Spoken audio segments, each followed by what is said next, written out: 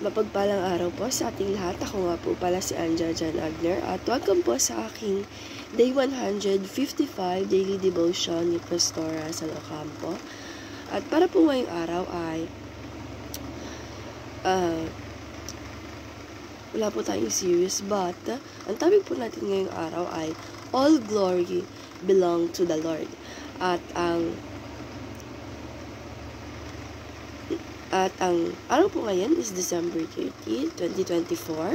Ito po ang pinakahuli natin na araw ngayon. And ang scripture po natin ay Psalms 68 verse 19. Praise be the Lord, to God our Savior, who daily bears our burdens. Purihin ang Panginoon, ang Diyos nating nagliligtas, dinadala araw-araw ang pasanin nating hawak. And teaching number 1, God leads the battle to victory. Sabi po dito na kapag may Lord tayo sa buhay natin at pagkilala natin at kasama natin ang ating Panginoong Diyos sa bawat laban o hamon na dinadala natin, ay hindi tayo matatalo. Bagkus, mananalo at mananalo tayo pagkasama natin ng ating Panginoong Diyos. And teaching number 2, God carries our burdens daily. Sabi naman po dito na ang ating Panginoong Diyos po ay simula umpisa talaga, di ba, yung pinanak siya, yung mga kasalanan natin, pinako siya sa krus, dinala niya ito kahit sa atin itong mga kasalanan. And God carries our burdens daily pa din.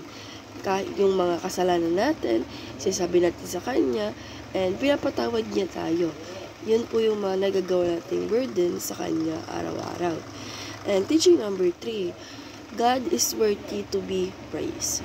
Sabi naman po dito na ating Panginoon Diyos ay talagang importante na dapat na manampalatayaan natin siya, itaas natin siya dahil sa mga nagagawa niyang sobrang mabubuti at walang kadamot-damot na ginagawa niya po sa atin. And application number 1, reflect on how God has led you to victory. Sabi naman po dito na i-apply po natin sa sarili natin na ipakita natin kung paano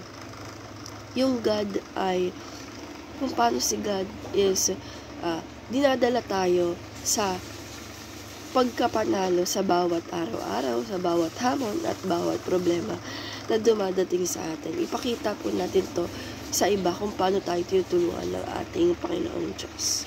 And application number 2, thank and praise God for the whole year. Ngayong pong year is panghuling araw natin, so dapat po na pasalamatan natin at itaas natin ang ating Panginoong Diyos sa pagbibless niya sa atin, pagprovide niya sa atin, at pagliligtas niya sa atin sa araw-araw, sa buong taon na to, at naging masaya tayo at ligtas tayo. And application number 3, fast on the first week of this coming year.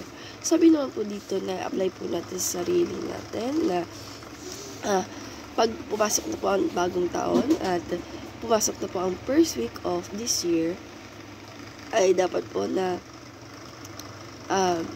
pasalamatan po natin siya at itaas po natin siya at mag-pray po tayo this week sa Kanya dahil nga po nalagpasan natin yung buong taon na ligtas at blessed po tayo. And discussion, how has God carried your burdens daily this year? Share your testimony.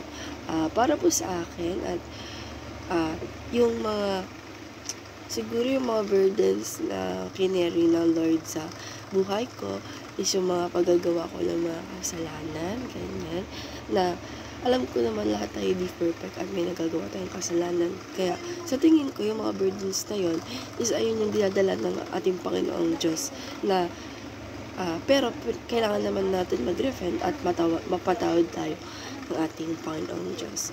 And ayun lang po ngayong araw. Maraming salamat. God bless.